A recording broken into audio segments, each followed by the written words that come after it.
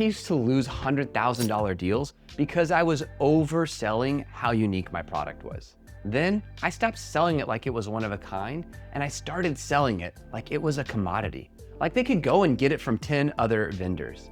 And that's when everything changed. That simple mindset shift took me from losing streaks and stress to making north of $300,000 every year in tech sales. And here's the exact framework that made it happen. When I started in SaaS, I made the same mistake all new reps make. I thought that my product was so advanced and unique that it would sell itself. I avoided competitor conversations. I built decks around unique differentiators and wondered why deals kept slipping. Then it hit me. Buyers aren't comparing products anymore. They're comparing execution. You see, the barrier to entry in tech is completely collapsing. With AI, no code, and open APIs, anyone can build a product that looks exactly like yours within a few weeks. So what separates the winners from the rest of the pack? Execution. Funny enough, I had learned this years earlier selling cars. You see, clients would come in and say, I can get that exact car down the street for about $1,000 less. I'd look at them and I'd genuinely say, you're right, you probably can, but you won't get me. You won't get this experience. They'd laugh, say thanks, and leave. But here's the crazy part. They'd come back because the car was a commodity. Same make, same model, same color. But the experience that I gave them wasn't. That's when I learned the first real lesson of sales. When your product looks like everyone else's, your execution becomes your differentiator. With that in mind, my discovery changed. It was less about budget and timing and more about why they were on the call.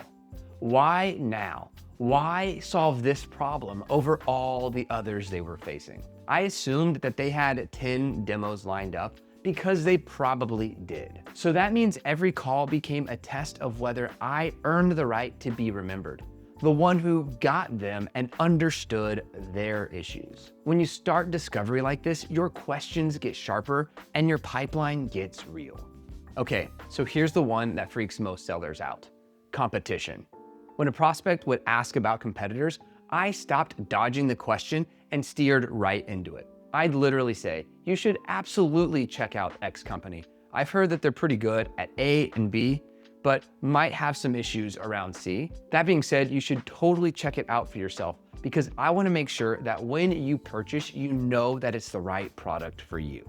Near the end of a massive multi-six-figure deal, my champion told me that another team had demoed one of our competitors.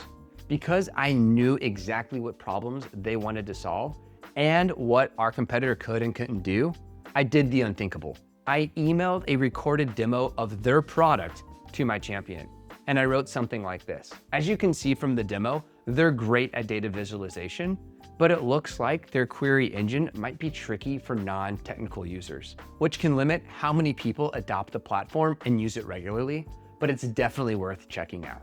That one email did 3 things. It killed commission breath, it built instant trust, and it showed confidence. And here's the kicker. They never had a second meeting with that competitor. They bought from me. Because when you stop acting like your product is irreplaceable, you start executing like a professional, and buyers notice that.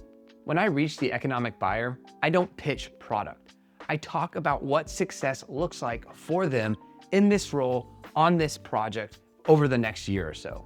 Then I show them how we'll deliver it. Milestones, ownership, accountability. I stopped selling the what, and I started selling the how. That's when you go from being a vendor to a partner. Next, I stopped forcing urgency with end of quarter discounts. Instead, find their real timeline, the board meeting, the product launch, that compliance review that's coming up. Urgency isn't created, it's discovered. Find their compelling event and then anchor to it. That's how you move deals forward and forecast them accurately. Buyers rarely care about case studies because now it's their money that's on the line. What they care about is how you'll execute for them. That's why I take extreme ownership during my POCs. I run it like it's already my account. So on day 1, I take screenshots of their dashboards, document their manual processes, and look at all of the time involved to get things done. 4 weeks later, I show them the difference. You were spending 40 hours a week on this, and now you're down to 6 on this task alone. Then I take it to the economic buyer and I say, here's where you were, now here's where you are after just 4 weeks. Imagine what we can accomplish over the entirety of a partnership together. That's not pitching value, that's proving it. And in a market where every single product sounds the same, execution is the only proof that matters. Here's the truth. AI and no code are driving the barrier of entry to 0. In 3 years from now, every category is going to have 100 lookalikes and probably just as many bankruptcies. The reps who win will be the ones who are already selling their product like it isn't unique, because they've already mastered discovery, service, and execution. That's how you future-proof your career and your income. If you found this helpful and you're ready to take your demos to the next level, check out this video here. In it, I walk through 7 mistakes silently killing your demos and exactly how to fix them.